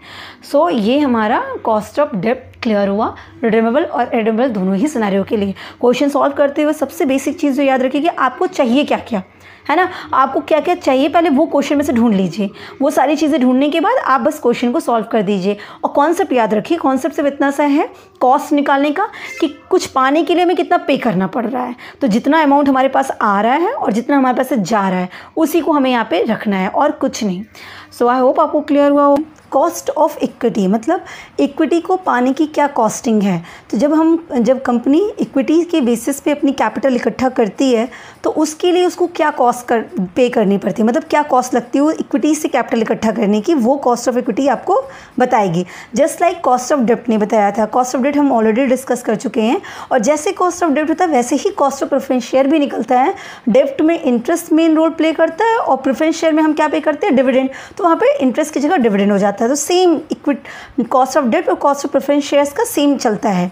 और कॉस्ट ऑफ इक्विटी में क्या हो गया, वही चीज़ हो जाएगी कि अब यहाँ इक्विटी से कैपिटल पाने के लिए हमें क्या पे करना पड़ रहा है, तो इक्विटी शेयर होल्डर्स को हम क्या पे करते हैं, डिविडेंड पे करते हैं। तो बट ऑब्वियस सी बात है कि यहाँ पे भी जो कॉस्टिंग पड़ने वाली है वो यही होगी कि डिविडेंड या फिर उनकी अर्निंग जो भी इक्विटी को मिलने वाला है वही उनकी एक्सपेक्टेड रेट होती है, वही आपके लिए बीइंग एन कंपनी आपको पे करनी पड़ती है और वही आपके लिए कॉस्ट तैयार होती है। So basically cost of equity क्या हो जा गया, expected rate of return by the equity share holders. तो जो इक्विटी शेयर होल्डर्स हैं जिनसे आपने इक्विटी की कैपिटल इकट्ठा कर रखी है, वो जो भी एक्सपेक्ट कर रहे हैं रेट ऑफ रिटर्न कि उन्होंने इतना पैसा लगाया आपके बिजनेस में, उससे उनको इतना रिटर्न मिलना चाहिए, तो जो उनका एक्सपेक्टेड रेट ऑफ रिटर्न होता है वो क्या कहलाती है, कॉस्ट ऑफ इक्विटी, क्योंकि वो जो एक्सपेक्ट कर रहे हैं वो आपको पे करना पड़ेगा और जो आपको पे करना पड़ेगा that is your cost, so that is cost of equity. So cost of equity share capital may be defined as the minimum rate of return that a firm must earn on the equity part of total investment in a project in order to leave unchanged the market price of such shares. तो basically क्या कहना है कि cost of equity को आप इस तरह से डिफाइन कर सकते हैं कि ये वो मिनिमम रेट ऑफ रिटर्न है जो एक फर्म को अर्न करना ही है, क्योंकि हमने पहले भी डिस्कस किया है कि पूरी कॉस्ट ऑफ कैपिटल को ही क्या कहते हैं, मिनिमम रेट ऑफ रिटर्न कहते हैं। क्यों? क्योंकि अगर कैपिटल की कॉस्टिंग इतनी है तो इसका मतलब यही हुआ कि कम से कम इतना तो आपको कंप्लीट करना ही है, इतना तो अर्न करना ही करना है, उसके बाद जो आप कमाएंगे वही आपका प्रॉफिट होगा। कॉस्ट से एक्सेस कमाएंगे तो ही तो प्रॉफिट कमाएंगे, तो इतना तो आपको करना ही करना है, इतना तो रिटर्न पाना ही है अपने प्रोजेक्ट में, that is minimum rate of return. So basically same cost of equity भी क्या हो गया कि वो मिनिमम रेट ऑफ रिटर्न है जो फर्म को अर्न करना ही करना है। उन्होंने जितनी भी टोटल इन्वेस्टमेंट की है उस टोटल इन्वेस्टमेंट में इक्विटी को पे करने के लिए एटलीस्ट इतनी रेट ऑफ रिटर्न की अर्निंग होनी ही चाहिए, और जो मार्केट प्राइस है वो अनचेंज्ड ना हो, मतलब वो चेंजेस उसमें चेंज ना आए। तो इसको ध्यान में रखते हुए आप जो कैलकुलेट करेंगे that is cost of equity, right. अब हम बात करते हैं कि कॉस्ट ऑफ इक्विटी को कैलकुलेट कैसे करते हैं। तो ये तो समझ में आया कि भाई एक मिनिमम रेट ऑफ रिटर्न है जो इक्विटी शेयर होल्डर एक्सपेक्ट करते हैं और आपको इतना अर्न करना ही करना है। अब वो रेट निकलेगा कैसे, हमें कैसे पता चलेगा कि क्या इक्विटी शेयर होल्डर्स एक्सपेक्ट कर रहे हैं, क्योंकि तरह तरह के शेयर होल्डर्स होते हैं। अब हम हर पर्सन की एक्सपेक्टेशन भी अलग अलग होती है, तो आप एक्युमुलेटेड फॉर्म में एक्सपेक्टेशन को देखने जा रहे हैं। तो आखिर ये कैसे कैलकुलेट हो सकती है कि इक्विटी होल्डर्स क्या चाह रहे हैं, है ना, कितना मिनिमम रेट ऑफ वो एक्सपेक्टेड रेट वो चाह रहे हैं और कितना वो मिनिमम रेट है जो मुझे अर्न करना ही है अपने प्रोजेक्ट से। तो इसको कैलकुलेट करने के लिए बेसिकली 3 अप्रोचेज हैं, 3 टेक्निक हैं। कौन कौन से? एक है डिविडेंड यील्ड या डिविडेंड प्राइस अप्रोच, दूसरा है अर्निंग यील्ड मेथड और तीसरा है dividend yield plus growth model या डिविडेंड मॉडल कहते हैं, डिविडेंड मेथड कहते हैं। तो एक हो गया आपका अर्निंग यील्ड मेथड, एक हो गया डिविडेंड यील्ड और एक होता है dividend yield plus growth model. तो 3 ये मेथड्स हैं जिनके बेसिस पे आप वो मिनिमम रेट कैलकुलेट करते हैं रिस्पेक्ट टू इक्विटी, है ना। या मैं ये कहूँ कि आप इक्विटी शेयर होल्डर्स की एक्सपेक्टेशन का रेट जो है आप कैलकुलेट करेंगे इन्हीं 3 मेथड से। तो चलिए स्टार्ट करते हैं कि सारे मेथड्स को हम कैसे इनको कैलकुलेट करते हैं। ठीक, सबसे पहले हम डिस्कस करेंगे डिविडेंड यील्ड मेथड को या डिविडेंड प्राइस मेथड को। ये बेसिकली क्या होता है, देखिए, according to this approach the cost of equity will be that rate of expected dividend which will maintain the present market price of equity shares. तो basically ये डिविडेंड यील्ड मेथड आपको कैसे बताने वाला है, कॉस्टिंग कैसे कैलकुलेट करके देगा उनके हिसाब से कि ये वो रेट होगा जो इक्विटी शेयर होल्डर्स हैं जिस रेट से डिविडेंड एक्सपेक्ट कर रहे हैं। बेसिकली वो क्या रेट ऑफ रिटर्न एक्सपेक्ट कर रहे हैं वही तो कॉस्ट ऑफ इक्विटी होगा। और equity share holders dividend yield कहता है कि वो क्या एक्सपेक्ट कर रहे हैं, डिविडेंड एक्सपेक्ट कर रहे हैं कि हमें इतने का तो डिविडेंड मिलना चाहिए, हम इक्विटी शेयर होल्डर्स हैं, हमें इतने का डिविडेंड मिलना चाहिए। प्रेफरेंस शेयर होल्डर्स के साथ क्या होता है, उनको पता है, उनका फिक्स है कि इतने % का डिविडेंड उनको देना है। जब आप प्रेफरेंस शेयर इशू करते हैं तभी आप डिविडेंड का रेट भी डिसाइड कर देते हैं। 15% प्रेफरेंस शेयर्स, 10% प्रेफरेंस शेयर्स का मतलब इस % से आपको डिविडेंड मिलेगा। तो लेकिन इक्विटी शेयर होल्डर्स को तो ये रेट डिसाइड होता ही नहीं, क्योंकि उनको क्या होता है कि जब जो प्रॉफिट आएगा उससे आपको रेट मिलेगा। तो यहाँ पे क्या हो गया, यहाँ पे बोला गया डिविडेंड यील्ड क्या कहता है कि इस मेथड में हम जो भी रेट कैलकुलेट करने वाले ये वो रेट होगा जिस रेट से वो डिविडेंड एक्सपेक्ट कर रहे हैं। और ये जो डिविडेंड एक्सपेक्ट कर रहे हैं वो सेम प्राइस पे एक्सपेक्ट कर रहे हैं। मतलब इस समय अगर मार्केट की प्राइस 100 रुपये चल रही है तो इसी 100 रुपये की प्राइस पे वो कितने रेट ऑफ डिविडेंड को एक्सपेक्ट कर रहे हैं, that is dividend yield method या डिविडेंड प्राइस अप्रोच, राइट। तो ये मेथड और क्या कहता है कि ये कहाँ के लिए, इस मेथड से कहाँ के लिए स्टेबिलिटी बनती है, तो जो कंपनी में स्टेबल अर्निंग हो, स्टेबल डिविडेंड पॉलिसी होती है वहाँ पे ये मेथड अडॉप्ट किया जाता है। जैसे मान लीजिए कंपनी ABC लिमिटेड है, तो ये हमेशा से एक स्टेबल रेट से अर्निंग कर रही है। इसको पता है कि ऑन एन एवरेज हमारे पास हर साल इतनी अर्निंग होती है, और साथ ही उसका जो डिविडेंड भी है वो भी कैसा है, स्टेबल डिविडेंड पॉलिसी है। मतलब वो हर बार डिविडेंड बांटती ही हैं और एक जो भी नॉर्मली जो भी है उनका उस हिसाब से वो डिविडेंड बांट रही हैं। ऐसा नहीं कि कभी बांटा कभी नहीं बांटा, फ्लक्चुएशंस नहीं है, स्टेबल डिविडेंड पॉलिसीज़ है, वो डिस्ट्रीब्यूट करती हैं डिविडेंड, उनकी अर्निंग स्टेबल है, उनकी डिविडेंड पॉलिसी स्टेबल है। तो ऐसी जगह पे आप डिविडेंड यील्ड मेथड के थ्रू अपनी इक्विटी की कॉस्ट को कैलकुलेट कर सकते हैं, राइट। सो इस अप्रोच के थ्रू क्या हुआ, डिविडेंड की इंपॉर्टेंस को समझा गया कि इक्विटी शेयर होल्डर्स भी डिविडेंड एक्सपेक्ट करते हैं और जो वो डिविडेंड एक्सपेक्ट करते हैं वही आपकी इक्विटी की कॉस्ट बनती है। तो ये मेथड इसलिए बहुत इंपॉर्टेंट हो जाता है क्योंकि इसने डिविडेंड को रिकॉग्नाइज कर लिया। लेकिन दूसरी साइड इस मेथड में जो रिटेन्ड अर्निंग का पोर्शन है, क्योंकि डिविडेंड ही तो उनको नहीं मिलता है भाई, वो जो पूरी कैपिटल हो रही है, जो आपका प्रॉफिट का पोर्शन जो रिटेन करके रखा जा रहा है, रिटेन्ड अर्निंग है, रिजर्व्स बढ़ रहे हैं, तो वो भी क्योंकि इक्विटी होल्डर्स ओनर कहे जाते हैं तो वो भी तो आपके लिए है। तो यहाँ पे सिर्फ डिविडेंड में डिविडेंड को फोकस किया गया, पर जो अर्निंग और भी आपको मिल सकती है रिटेन्ड अर्निंग, वो यहाँ पे पूरी तरीके से इग्नोर कर दी गई है इस मेथड में, राइट। तो अब हम देखते हैं कि ये तो ठीक है, ये मेथड ये हो गया कि कहाँ पे एप्लीकेबल है, कैसी कंपनीज इसको अडॉप्ट करती हैं, और यहाँ पे हम कॉस्ट ऑफ इक्विटी किस बेसिस पे कैलकुलेट करने वाले हैं। अब इसका फॉर्मूला क्या है और न्यूमेरिकली इसको एक्चुअली सॉल्व कर देंगे कैसे, ठीक है। तो डिविडेंड प्राइस मेथड को कैलकुलेट करने की जो टेक्निक होती है वो कैसे होती है, यहाँ पे दो चीज़ आएंगी। एक ऐसी ऑर्गेनाइजेशन है जो अभी अपनी कैपिटल इकट्ठा करना चाह रही है, ठीक है, तो वो नए इशू लेके आएगी, नए इक्विटी शेयर परचेज करेगी। दूसरी वो कंपनी कैलकुलेट कर रही है जिसके ऑलरेडी एग्जिस्टिंग इक्विटी शेयर्स हैं, और वो कैलकुलेट कर रही है कि जो इक्विटी शेयर्स मेरे पास हैं उनकी क्या कॉस्ट मेरे पे जा रही है, ठीक। तो दो हो गई, जो कैपिटल के लिए इक्विटी लाने की बात कर रही है, इशू लाने की बात कर रही है, तो वो कैलकुलेट करेगी तो क्या होगा, और जो ऑलरेडी एग्जिस्टिंग में है वो करेगी तो क्या होगा। तो दो तरीके से हम इसे निकालेंगे। तो पहला हो गया cost of equity equal to DPS divide by net proceed. देखिए डीपीएस क्या हो गया, डिविडेंड पर शेयर। चूँकि हम यहाँ पे बात यही कर रहे हैं कि कितना डिविडेंड एक्सपेक्ट कर रही है, इसीलिए जो बेसिस बनेगा कॉस्ट का, आप हमने पहले भी बात की है, कॉस्ट ऑफ डिविडेंड में बात की है कि ये फॉर्मूला कुछ है ही नहीं है। आपको ये पाने के लिए क्या बताता है कि कितना अमाउंट आपके पास से जाएगा और कितना अमाउंट आपके पास आएगा। तो नेट प्रोसीड है कि इतना पैसा पाने के लिए आप डिविडेंड पर शेयर इतना डिविडेंड डिस्ट्रीब्यूट करेंगे, इतना जाएगा, यही तो आपका पूरा फॉर्मूला है। तो यहाँ पर डिविडेंड यील्ड है इसलिए डिविडेंड जाएगा आपसे। तो इन्होंने क्या कहा कि dividend per share divided by net proceed. तो अगर आप नई इक्विटी शेयर इशू करेंगे, नया कंपनी है, कैपिटल स्ट्रक्चर आप फ्रेम कर रहे हैं, तो उस केस में आप जब कॉस्टिंग कैलकुलेट करेंगे तो नए इक्विटी को लाने के लिए जब कॉस्ट कैलकुलेट कर रहे हैं तो आप क्या कहेंगे कि भाई अगर हमने इक्विटी शेयर इशू किया तो हमें कितना पैसा आएगा, नेट प्रोसीड्स उससे कितना पैसा आएगा, और हर एक शेयर पे मुझे कितना डिविडेंड बांटना होगा, राइट। ये हमारा आएगा DPS divide by net proceeds. और दूसरी साइड हम लिखते हैं अगर एग्जिस्टिंग शेयर्स है तो क्या होगा। तो अगर एग्जिस्टिंग शेयर्स होते हैं तो वहाँ पे कैसे हो जाता है, DPS divided by MPS. MPS क्या हो गया, मार्केट प्राइस पर शेयर्स, क्योंकि ऑलरेडी आपके शेयर्स मार्केट में ट्रेड कर रहे हैं, तो अभी आपके उनकी प्राइस मार्केट में जो प्राइस चल रही है वो क्या है, तो इतना तो आपके पास से जाएगा और इतने तो मार्केट में उस शेयर्स की प्राइसेस हैं, इतना पैसा है। तो इससे आप क्या निकाल लेते हैं, कॉस्ट ऑफ इक्विटी निकाल लेते हैं।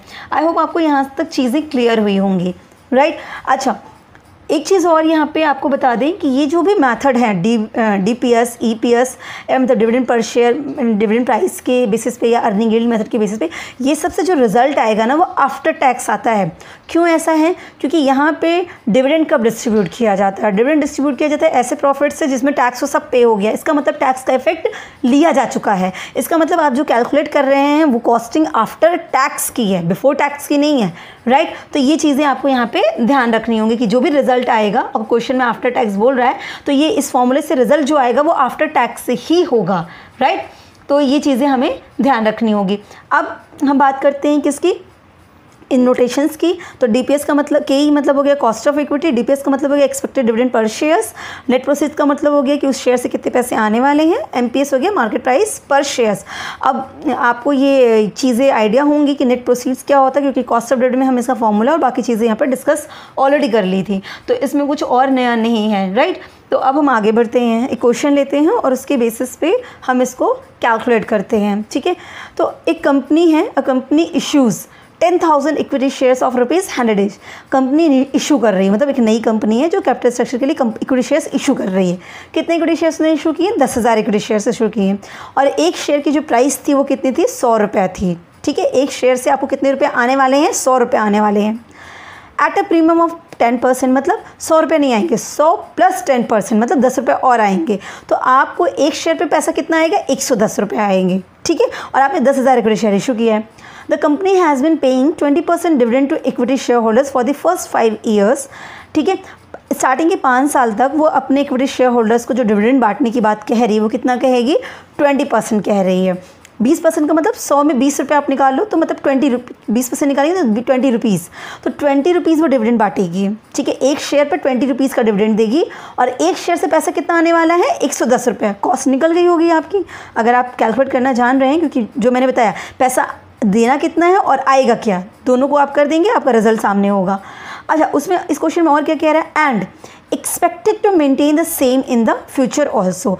5 साल में अभी कह रही है 20% देगी, पर वो कह रही है 5 साल के बाद भी वो यही एक्सपेक्ट करती है कि 20% का डिविडेंड वो मेंटेन रखेगी।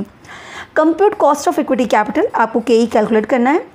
Will it make an difference if the market price of equity share is ₹150। उन्होंने कहा क्या कोई चेंजेस आ जाएंगे अगर मैं ये बोलूँ कि इक्विटी शेयर्स की मार्केट प्राइस 150 है। अब मार्केट प्राइस होने का मतलब वो ऑलरेडी एग्जिस्टिंग कंपनी मान लो, तो उन्होंने कहा कि अगर आप ये मान लो कि ये कंपनी ऑलरेडी एग्जिस्टेंस में है और इसके शेयर्स मार्केट में ट्रेड हो रहे हैं और उस वक्त मार्केट प्राइस 150 है और डिविडेंड का सेम मानिए 20%, तो क्या कोई चेंज आ जाएगा? यस, चेंज आ ही जाएगा। चलिए इसका क्वेश्चन सॉल्व करते हैं। पहले देते हैं हमारे पास डेटा क्या क्या गिवन है। तो एक तो हमें बता दिया कि 10,000 इक्विटी शेयर इशू किए गए, ठीक है। अब यहाँ पे हमें हर चीज़ पर शेयर में करनी है, तो एक शेयर की प्राइस देखना हमारे लिए बेटर ऑप्शन होता है। तो एक शेयर की प्राइस कितनी बोली गई 10, और बोला गया कि उसको प्रीमियम पे इशू किया गया, मतलब आपको मिले होंगे 110 रुपये। उसके बाद कह रहा है 20% का डिविडेंड बांटा गया है, एक शेयर पे 20 रुपये दिए जा रहे हैं। आपको KE कैलकुलेट करने के लिए बोला गया और पूछा गया आपसे कि अगर मार्केट प्राइस 150 हो तो क्या चेंज जाएगा। टोटल यही डेटा आपके क्वेश्चंस में गिवन है। तो अब हम निकालेंगे, पहले क्या निकालेंगे, KE निकालेंगे, ठीक है। KE किसके लिए निकालेंगे? जो नई कंपनी जो इशू कर रही है उसके लिए। तो हम फॉर्मूला क्या लिखेंगे, dividend per share divide by net proceed into 100। अब डिविडेंड पर शेयर तो हमें ऑलरेडी यहाँ पे क्वेश्चन में दिया गया है, क्या दिया है, 20% डिविडेंड पेड, है ना। इसका मतलब एक शेयर पे 20 रुपये का डिविडेंड देने वाले हैं। तो कैसे हो गया, 20 डिवाइड बाय 110। 110 कैसे आया, 100 रुपये तो इशू किया तो 100 रुपये तो आएंगे और प्रीमियम पे इशू किया मतलब 10 रुपये और एक्स्ट्रा आएंगे। तो आपको हर शेयर पे कितना पैसा आएगा आपकी कंपनी में, 110 रुपये आएगा। 110 रुपये पाने के लिए आपको देना क्या पड़ रहा है, 20 रुपये। तो आपके खर्चे कितने के पड़ गए, 18.18। तो आपकी कॉस्टिंग क्लियर हो गई। यहाँ पे कॉस्टिंग कितनी हो गई आपकी, कॉस्टिंग हो गई आपकी 18.18%। अच्छा, एक चीज़ मैं और यहाँ पे क्लियर कर दूँ, अगर क्वेश्चन में डिविडेंड पर शेयर ना दिया हो तो क्या होगा, डिविडेंड पर शेयर कैसे निकालते हैं। जैसे यहाँ पे बोले 20% पर डिविडेंड, आपने एक शेयर पे 20% कैलकुलेट करके तुरंत निकाल लिया। लेकिन अगर आपको यहाँ पे दे देता 2 लाख डिविडेंड है, डिविडेंड डिस्ट्रीब्यूट करती है, तो ये पूरा अमाउंट हो गया 2 लाख का ना, तब का पर शेयर कैसे कैलकुलेट करते हैं। तो सिंपल सा है भाई, टोटल अमाउंट ऑफ डिविडेंड लिख लीजिए divide by number of shares. जैसे हमने कॉस्ट ऑफ डेब्ट में बताया था, पर शेयर निकालने का तरीका है भाई, आपके पास मान लीजिए वहाँ पे जो हमने एग्जांपल लिया था, सेम एग्जांपल की बात करते हैं। अगर आपके पास 10 मैंगो है और बांटना सिर्फ 2 लोगों के लिए है, 2 लोगों में, तो आप 5-5 दे देंगे। अब वही चीज़ है, डिविडेंड है आपके पास कितना, 10, तो अब आपको बांटना है, तो किस में बांटना है, शेयर होल्डर में बांटना है। तो जितने नंबर ऑफ शेयर होंगे उनसे डिवाइड कर देंगे तो डिविडेंड पर शेयर कैलकुलेट हो जाएगा। इसी तरह EPS कैलकुलेट करना है तो क्या हो गया, अर्निंग कितनी आई, प्रॉफिट आफ्टर टैक्स आया कितना, और कितने लोगों में बांटना, divide by number of shares, आपका आंसर आ जाएगा। क्लियर है। और ये सब जो डिस्ट्रीब्यूट होता है इक्विटी शेयर्स में होता है, तो प्रेफरेंस शेयर्स को कैलकुलेट करने ही करते हैं, ठीक। ये सारी चीज़ें इंपॉर्टेंट है। अब हम बात करते हैं अगर मार्केट प्राइस 150 कर देंगे तो क्या चेंज होगा, कुछ नहीं।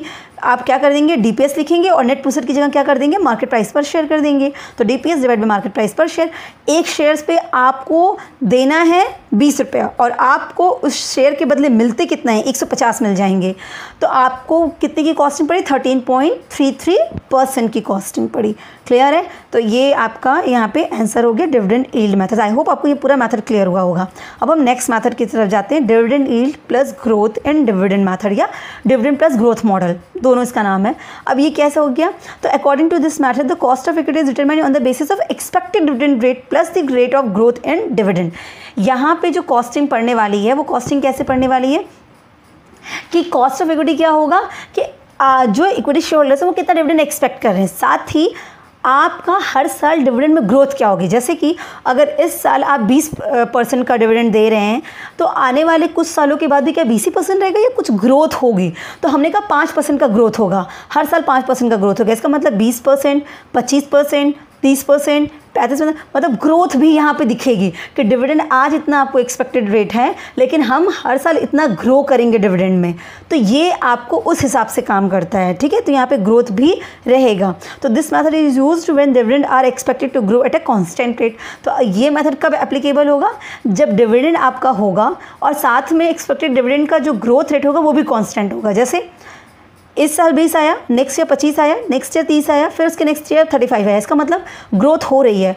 डिविडेंड का रेट बढ़ रहा है लेकिन 5% से ही बढ़ रहा है, तो जो ग्रोथ रेट है वो कांस्टेंट है, 5% हमेशा है। तो ये मेथड वहीं अप्लाई होगा जहाँ पे ग्रोथ रेट कैसे हो, कांस्टेंट हो। ऐसा नहीं कि 20 का 25 हुआ, फिर क्या हुआ 25 से 35 हो, 25 से 35 नहीं, 25 से 36 हो गया, और 36 से क्या हो गया, फिर 36 से 40 हो गया। तो यहाँ पे ग्रोथ रेट कांस्टेंट नहीं रहा। एक बार आपको 5% का मिला, दूसरी बार आपको 6% का ग्रोथ हुआ, लास्ट टाइम आपको 4% का ही ग्रोथ हुआ। तो ग्रोथ तो हो रही है लेकिन जो ट्रेंड है वो इंक्रीजिंग या डिक्रीजिंग इस तरह से है। तो ये चीज़ आपको समझनी होगी। तो इन्होंने कहा कि ये फॉर्मूला वहाँ लगेगा जहाँ पे ग्रोथ कांस्टेंट रेट से होगी। 5% की ग्रोथ है तो हर साल 5% के हिसाब से बढ़ेगा, राइट। तो ये चीज़, ये मेथड वहाँ पे अडॉप्टेबल होगा। अब हम क्या करते हैं, इसके फॉर्मूले देख लेते हैं। तो इसका भी फॉर्मूला बिल्कुल सेम है जैसे हम वहाँ पे करते थे। वहाँ पे क्या था, ग्रोथ नहीं था, तो सिंपल क्या था, डिविडेंड प्राइस पर share divided by net proceed multiply by 100 हम कर देते थे। यही करते थे हम फॉर इक्विटी शेयर्स। अब यहाँ पे क्या कर देंगे, उसी में प्लस ग्रोथ कर देंगे, राइट। जितने % का ग्रोथ होगा वो भी ऐड ऑन हो जाएगा कॉस्टिंग में, बस इतना सा होगा। क्योंकि अगर कोई ग्रोथ एक्सपेक्ट कर रहा है तो वो भी तो आपके लिए कॉस्ट होगी। अगर वो कहता है कि आज ये लोग 20 रुपये का डिविडेंड दे रहे हैं और नेक्स्ट ईयर 25 का देंगे, तो उसने एक्सपेक्टेशन कितने की कर दी, नेक्स्ट ईयर 25 की कर दी, मतलब 20% की जो एक्सपेक्टेशन ऑलरेडी चल रही थी वो तो चल ही रही है। तो कॉस्टिंग तो जितनी थी उतनी चलेगी, प्लस वो ग्रोथ भी कॉस्ट बन गया, 5% आपको और पे करना पड़ेगा। इसीलिए क्या होगा, जब आप कॉस्ट कैलकुलेट करें तो प्लस ग्रोथ कर दे रहे हैं, राइट। क्योंकि अब वो भी एक्सपेक्ट कर रहा है, आपको वो भी पे करना पड़ेगा। तो जैसे हम नॉर्मल फॉर्मूला निकालते थे वैसे निकालेंगे, जैसे डिविडेंड में निकालते थे। अब क्या हो जाएगा, ग्रोथ में ऐड ग्रोथ, उसकी भी कॉस्ट आपको ऐड कर देनी पड़ेगी, ठीक है। तो यहाँ पे आपको डीपीएस मतलब एक्सपेक्टेड डिविडेंड पर शेयर होगा, और नेट प्रोसीड आपको पता है, और ग्रोथ डिविडेंड मतलब डिविडेंड में किस रेट का ग्रोथ है। और एग्जिस्टिंग शेयर पे क्या हो जाएगा, आपको फॉर्मूला अपने आप पता हो जाएगा। बट डिविडेंड पर शेयर हमको डिस्ट्रीब्यूट करना है, इतना देना है, डिवाइडेड बाय मार्केट प्राइस पर शेयर, उतना मिलेगा हमको, मल्टीप्लाई बाय 100 प्लस ग्रोथ। एकदम सिंपल सा है। तो ये चीज़ें हमें लगता है आपको क्लियर हुई होंगी, राइट। अब अर्निंग यील्ड मेथड की, तो अर्निंग यील्ड मेथड में क्या कहा गया, अर्निंग यील्ड मेथड में बोला गया कि जो कॉस्ट ऑफ इक्विटी होती है वो डिस्काउंट रेट है that is capitalise a stream of future earning to evaluate the share holdings. तो इनका कहना था कि जो रिटेन्ड अर्निंग जो आपकी इक्विटी शेयर्स का होता है, तो वो लोग बेसिकली क्या होता है कि जो आप की अर्निंग हो रही है, हर एक शेयर पे जो लोग वो अर्न करेंगे, जो उनकी फ्यूचर की अर्निंग होगी उसको कैपिटलाइज करना ही उसकी कॉस्ट बनेगी, राइट। तो इसीलिए जो ये अर्निंग यील्ड कैलकुलेट किया जाता है वो किस पे कैलकुलेट किया जाता है, अर्निंग पर शेयर, मतलब एक शेयर पे आपकी कमाई कितनी की हुई है, अर्न कितना कर रही है, वो फ्यूचर अर्निंग्स के बेसिस को कैपिटलाइज करके कैलकुलेट किया जाता है। तो एक शेयर्स के अर्निंग को ध्यान में रखा जाता है। अब ईपीएस आती कैसे है, अर्निंग पर शेयर निकलता कैसे है, वही मैंगो वाला फॉर्मूला जो हमने डेप्ट में बात की, जो हमने डिविडेंड पर शेयर के लिए बात की कि अर्निंग पर शेयर क्या हो गया भाई, प्रॉफिट मिला कितना, प्रॉफिट आफ्टर टैक्स, है ना। सब खत्म करने के बाद ही तो इक्विटी शेयर होल्डर्स के लिए पैसे मिलते हैं। तो ईपीएस क्या होगा, ईपीएस कैसे निकलेगा, तो प्रॉफिट आफ्टर टैक्स, ये प्रॉफिट जो डिस्ट्रीब्यूट करना है डिवाइडेड बाय क्या, नंबर ऑफ शेयर्स, वो कितने लोगों में बांटना है, नंबर ऑफ इक्विटी शेयर्स। तो अपने आप आंसर आ जाएगा अर्निंग पर शेयर का। इसी तरीके से हमने कहा डीपीएस कैसे निकलता था, total amount of dividend divided by number of equity shares. तो इससे क्या हो जाएगा, पर शेयर निकल जाता है। तो ईपीएस के बेसिस पे हम यहाँ पे कैलकुलेट करेंगे। तो फॉर्मूला कैसे होता है, earning per share divide by net proceed. Net proceed किसके लिए होगा, जो नई कंपनी होगी, राइट। और अगर नई कंपनी नहीं, पुरानी कंपनी, एग्जिस्टिंग कंपनी होगी तो वहां पे क्या होगा, मार्केट प्राइस पर शेयर। तो EPS divided by market price पर शेयर। आप एक शेयर पे कमा कितना रहे हो, और मतलब कमा कर क्या रहे हो, मतलब आप क्या सोच रहे हो कि इस कंपनी से मुझे इतना एक शेयर पे तो अर्निंग होगी। तो आप एक शेयर पे क्या अर्निंग पाने की सोच रहे हो, मतलब अगर आप सोच रहे हो तो कंपनी को उतना अर्न करना पड़ेगा, तो वो उसके लिए कॉस्टिंग बनेगी। तो उतनी अर्निंग डिवाइडेड बाय मार्केट में वो कितने पे ट्रेड हो रहे हैं, तो उतना हमारे पैसे मिल सकते हैं। तो इतना पाएंगे उतना हमारे पास से जाएगा। ईपीएस डिवाइड बाय एमपीएस सबसे ईजी मेथड है, earning yield method. EPS divide by MPS या फिर EPS divide by net proceeds, right. अब हम क्या करते हैं, इसका एक क्वेश्चन देख लेते हैं, ठीक है। तो अब यहाँ पे क्वेश्चन देखिए, XYZ limited is planning for an expenditure of ₹120 lakh for its expansion programme. तो XYZ लिमिटेड क्या कर रही है, अपनी कंपनी को और एक्सपेंड करने के लिए एक नया प्रोग्राम सोच रही थी कि एक्सपेंशन प्रोग्राम के चक्कर में वो उनको कुछ एक्सपेंडिचर करना पड़ेगा। एक्सपेंड करने के लिए उनको 120 लाख का एक्सपेंडिचर करना पड़ेगा, खर्चा करना पड़ेगा। अब अभी की कंडीशन सुनिए, number of existing equity shares उनके पास कितने हैं, 20 लाख हैं। अभी एट प्रेजेंट उनके पास कितने इक्विटी शेयर्स हैं, number of equity shares 20 lakh equity shares हैं। और market value of equity shares कितनी है, ₹60, ठीक है। मार्केट वैल्यू का मतलब मार्केट प्राइस पर शेयर। तो है नंबर ऑफ इक्विटी शेयर कितने 20 लाख है और मार्केट प्राइस क्या है 60 रुपये की है, एक शेयर की 60 रुपये की प्राइस है। आंसर तो निकल गया होगा क्योंकि आप एग्जिस्टिंग इक्विटी शेयर्स का निकाल रहे हैं। एग्जिस्टिंग कंपनी क्योंकि वो एक्सपेंड करने के बारे में सोच रही है, एग्जिस्टिंग कंपनी तो हम उसका क्या करते थे earning per share divided by market price पर शेयर। अब अर्निंग पर शेयर आप निकाल सकते हो, राइट। अभी आगे क्वेश्चन में आपको अर्निंग मिल जाएगी। तो क्या दिखा है, it has net earning of rupees 180 lakhs. 180 lakhs की इनकी अर्निंग होती है, नेट अर्निंग। देखिए नेट अर्निंग सीधे सीधे लिखा, अगर नेट अर्निंग नहीं लिखा होता सिर्फ अर्निंग लिखता और बाद में आपको टैक्स रेट भी कहीं दे देता तो पहले आप अर्निंग में से टैक्स रेट को डिडक्ट कर देते तब नेट अर्निंग पाते हैं। अब फिर नेट अर्निंग से आप ईपीएस निकालते हैं क्योंकि याद रखिए अर्निंग पर शेयर आप हमेशा कैसे निकालेंगे, हमेशा कैसे निकालेंगे, जो प्रॉफिट आपका टैक्स वैक्स देने के बाद बचता वही इक्विटी शेयर्स को मिलता है। इसीलिए प्रॉफिट आफ्टर टैक्स हम लेते हैं और इसीलिए जो कॉस्ट कैलकुलेट होके आएगी वो आफ्टर टैक्स होती है, ये ध्यान रखेंगे आप, ठीक है। ये हमारा हो गया। अब आगे क्या कह रही है, compute the cost of existing equity shares and the cost of new equity capital. अब कह रहा है एग्जिस्टिंग का कैलकुलेट करिए के और साथ में नए का भी आप कैलकुलेट करिए, ये एज्यूम करते हुए कि जो नया शेयर इशू किया जाएगा वो 52 रुपीज़ पे पर शेयर इशू किया जाएगा और उसे पाने के लिए 2 रुपया पर शेयर हमारी कॉस्ट आएगी। तो अल्टीमेटली आपके पास पैसा आएगा कितना, 52 माइनस 2 50 रुपीज़ तो आएंगे। 52 पे आप इशू कर रहे हो पर 2 रुपये तो आपके खर्चे हो जा रहे हैं उसको पाने के। तो एग्जैक्टली आपके घर में पैसे कितने आ रहे हैं, 50 रुपीज़ आ रहे हैं, राइट। और कंपनी को पैसे मिलेंगे कितने, नेट प्रोसीड आएगी कितनी, एक शेयर पे 50 रुपीज़ आएगी और वो उसको देना कितना पड़ेगा ईपीएस के बेसिस पे, अर्निंग के बेसिस पे, फ्यूचर अर्निंग के बेसिस पे, वो ईपीएस के बेसिस पे हम कैलकुलेट कर लेंगे। क्वेश्चन तो सबसे ईजी है, ठीक है। अब हम इसे कैलकुलेट करते हैं। तो चलिए पहले हम एग्जिस्टिंग कंपनी का कैलकुलेट करते हैं। एग्जिस्टिंग कंपनी का कैलकुलेट करने का मतलब ईपीएस डिवाइड बाई एमपीएस है ना, earning per share divide by market price पर शेयर। पहले तो अर्निंग पर शेयर आप निकाल लीजिए। अर्निंग पर शेयर कैसे निकलेगा, प्रॉफिट कितने का था 180 लैक्स का, तो 180 लैक्स डिवाइडेड बाई कितने लोगों को बांटना है, नंबर ऑफ इक्विटी शेयर्स कितने हैं 20 लैक्स, आपने डिवाइड कर दिया तो मतलब एक एक शेयर होल्डर्स को कितना पैसा मिलेगा 9 रुपीज़, एक शेयर्स को 9 रुपये मिलने वाले हैं, है ना। तो ये हो गया पर अर्निंग, पर शेयर अर्निंग हो गई। और एक शेयर्स की मार्केट में प्राइस कितनी है 60 रुपये, तो मतलब आप 60 रुपये पाने के लिए आपको 9 रुपये देने पड़ेंगे ना, 60 पाने के लिए आपको 9 रुपीज़ पे करने पड़ेंगे। तो कॉस्टिंग कितने की आ गई, 15% की कॉस्ट आ गई। ये 15% क्या आफ्टर टैक्स है before tax, that is after tax. क्यों, क्योंकि टैक्स की एडजस्टमेंट तो ऑलरेडी हो चुकी है, राइट। तो ये आफ्टर टैक्स कॉस्ट आ गई आपकी।